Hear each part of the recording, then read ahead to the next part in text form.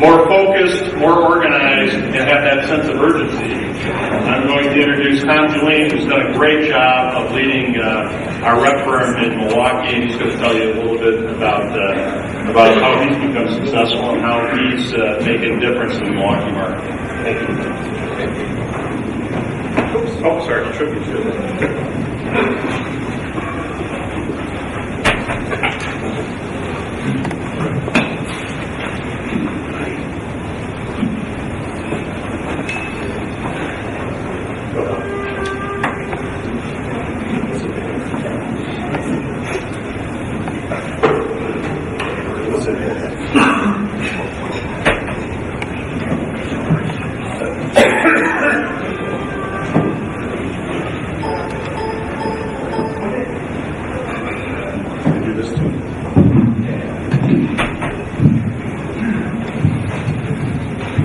Trying to build a dramatic entrance, right?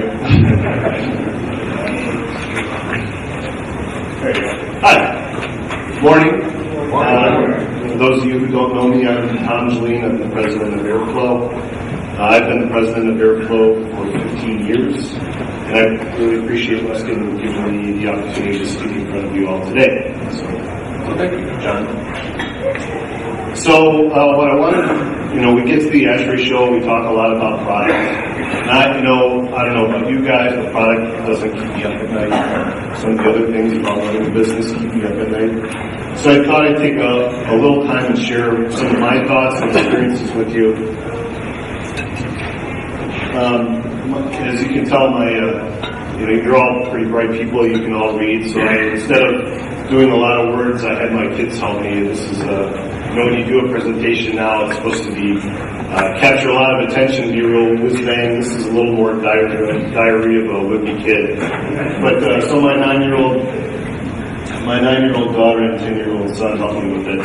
And the topic is about how satisfied you are with your company. And it's sort of tipped towards CEOs, but it really can apply to if you're a leader in your church, or if you're a manager of a group, and particularly some of you younger people, or even, older, may become CEOs someday. This is the kind of advice that you don't really find when you go to an ASHRAE meeting, or you pick up a book about business. It's a little bit different. I'm not trying to be preachy and tell you, I'm not going to really give you any advice.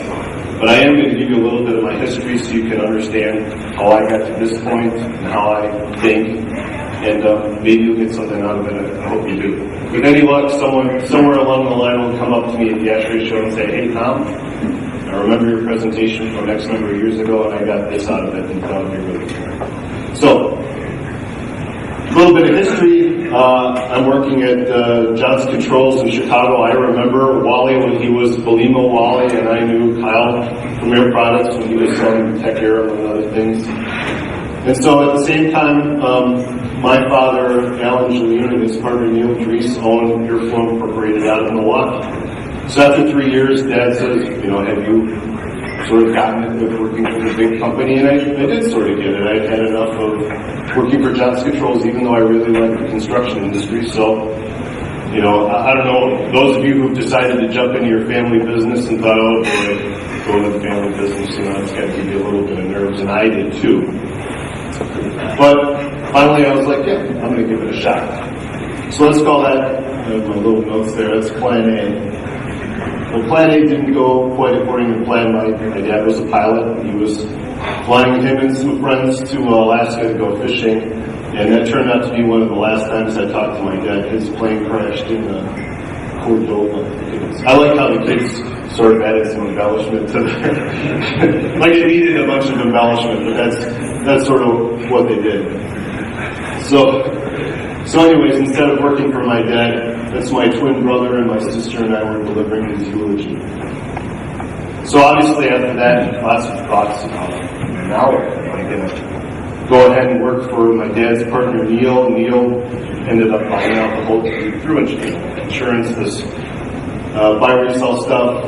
Should I stay at Johnson Controls? Should I go do something else? What do I want? Who would you have asked? Would you have asked for advice? If I would have asked your dad, and your dad's not around. So after thinking about it for a long time, I decided, Dad always said, hey, you want to own your own business, you want to give this a shot. And I thought, if there ever was a shot, this is it. So I packed up, what every cool 25-year-old wants to do is move in with his mom. Left all my friends to Chicago, moved home, and I'm going to give it a shot. So let's call this Plan B.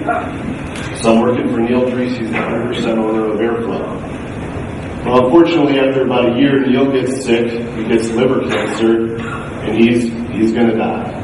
And so he calls me over to his house, and he's falling apart, black circles under his eyes, and he hands me this huge book. And if you're over 40, you know the big book. It's got like the little dots in the side where the printer spokes came out. We don't do that anymore. But he hands me this huge book, and he goes, croaks out, kid, you gotta run. I didn't know the book was a piano. And so now we're on to Plan C. I'm running, and I say that loosely, I'm running Airflow for Neil's wife. So it was a little problematic for a while, and maybe not unfortunately, the sales staff that we had sort of had enough of the whole what's going to happen, where's it going to go, the owner is a registered nurse, doesn't work in the business, so they had enough, and rightfully so, they took off and left. So Airflow is sort of a shell of its old self, and what's left is my friend Scott, the alcoholic estimator, the lazy purchasing agent, the secretary, and our questionably character bookkeeper. So with all that going for me, who wouldn't want to buy it?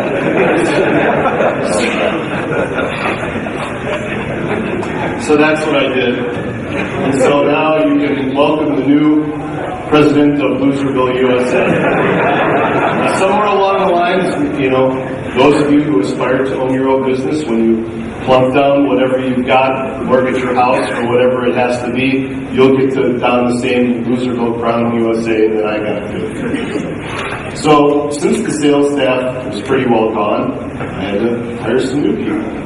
So not knowing very much about evaluating talent, I did get some great people. And then I got some not so great people, and I got some people who actually had criminal records. So, pretty good diversity.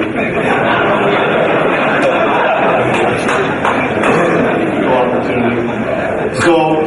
So the question while I'm sitting under the Loserville title is, am I doing this right? So, what do you do next? Well, I hired some consultants. I didn't have that older generation that they could go, hey, what do you think about this? Or what do you think about that? So I had to go anywhere I could for advice. And no knocks against consultants, no big pros for consultants. You get what you pay for. If you can imagine what you pay for consultants, I paid it. You unfortunately don't get to buy just the good advice, you buy all the advice, and then so sometimes you return on those particular ideas as well. But at any rate, I did get some really good ideas. And by implementing some of those good ideas, I was able to attract a lot more good, a lot more really talented people. So you get the talent, and here comes some better brands, and all of a sudden you've got contracts, you've got sales, you've got profits, and all of a sudden everything looks pretty good. So it sounds like the start of a presentation of the little engine that could. And what I'm saying is, what am I saying? I'm saying I didn't feel completely satisfied, even though on paper all things look good. You've got the good brands, you've got the good people, you've got profits, you're going up, you're a market player. What was it about not feeling satisfied at the time? Well, there's a lot of stuff that's on your P&L that you can look at. You can go, this is really great. On the other hand, there were a lot of other things going on that's not on the P&L that isn't so good. And I thought, this isn't the kind of stuff people tell you about. They want to tell you things are great and everything's awesome, but there was a lot going on that wasn't good. So this part of the presentation, we're sort of done with my history, and it's more about you. So do a little gut check. If you're a CEO, if you manage people, and if your body's reacts to some of the things that I talk to, it's telling you something. It tells you it wants to do something about it, but it's hard to. So I'm going to share with you some of my challenges, and maybe you share some of theirs. So we have poor performers. Maybe this is a problem that you have at your company, and maybe you choose not to do enough about it. I always felt like I was being a good manager when I would protect my bad employees. I would defend them. I would say, well, they're not as capable as you. Take away tougher assignments, give the tough assignments to the talented people. So what did I do? And the question really becomes, how bad does it have to get before you're willing to do something about it? What would you do if you weren't afraid? I love this. Great job. So, does anybody see the 60 Minutes where Jerry Jones gets on there? Anybody? No? Alright. There's a great 60 Minutes. Jerry Jones is getting interviewed, yep. And they say, what motivates you, Jerry? This is a billionaire. And he goes, I'm afraid of going broke. And he can't get it out of his own head that he's not going to go broke after being a billionaire. I was certainly afraid of going back to where I was. I was happy to be where, not being the king of Loserville anymore. But I really didn't want to go backwards. So some of my decision making was based on not wanting to move ahead and wanting to avoid appeasing others. When you appease others, what do you do? Well, you mortgage yourself in the process. So in an effort to not have lots of conflict in the office, I would try to make it, this is definitely my dad's methodology. I'm going to try to make everybody happy. And I'll give up a lot of stuff just to avoid the conflict. You guys, if you're sitting in this room, you're probably a pretty good problem solver. So do all the tough problems in your office end up in your lap? Or are you willing to leave that in the laps of people so they can get better experience? They got to go through some tough stuff. But I know for me, hey, if there was a problem, I was looking for it. I wanted to grab it instead of letting my people suffer through it and endure so they could become better people too. Now maybe this is all obvious and natural stuff for you, but for me, it took a lot to kind of get through some of these things. This is the biggest one. I really liked what I did. I liked selling. I liked working with consulting engineers. I really didn't want to put on a leadership hat and have to kind of do that thing. I wanted to work there. I figured everybody else could work there with me. It would all kind of come out in the wash and everything would be good. Well, every company needs a leader. I just didn't really want to do it. It took a while for me to get there. So let's talk about your business. Now, what's a little bit different about my growing up in the business is I didn't have a lot of I didn't have any role models to look up to. And maybe, just maybe, you're not going to find the answers to the challenges, at least some of mine, inside the four walls of your company. Now, you have to appreciate what Ruskin does every year for us. They hire a professional speaker. They research a good one. We've always had good ones. Is this your only source of outside kind of stimulation on running a business? Because if it is, you're probably not getting it.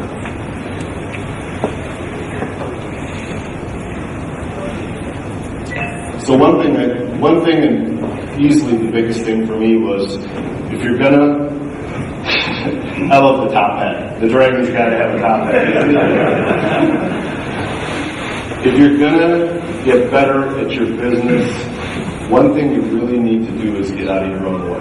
And I don't care if you're a book reader, I don't care how many books you read. In order to get out of your own way, you have to slay your dragon. You can't read a book about slaying a dragon. You actually have to go out and get it. For me, and I used the example before about coddling poor employees, I really thought I was doing a great job. I had bad employees. I would defend them. I would argue for them. I would say, look, they're doing the best they can. And finally, I had the benefit of a great coach. And the coach said, well, let's go through this set of thinking that you have. And is this really working for you? You are the steward of your company. You are protecting poor employees. How is that really serving you? And all of a sudden, you're having this aha moment, what the hell's the matter with? But it takes going through the exercise to get out of your own way. Maybe you're a micromanager. Maybe you're overly critical of your employees. Maybe you won't let them solve difficult, I don't know what it is. Whatever we all have them. Don't kid yourself. We've all got them. Going through the exercise of slaying your own dragon is a big time effort, but it really can help your business. I'm in an executive roundtable here. Does anybody, raise your hand real quick, anybody a member of Vistage here? There we go. There we go. Great job, guys. Vistage in Wisconsin is called Tech.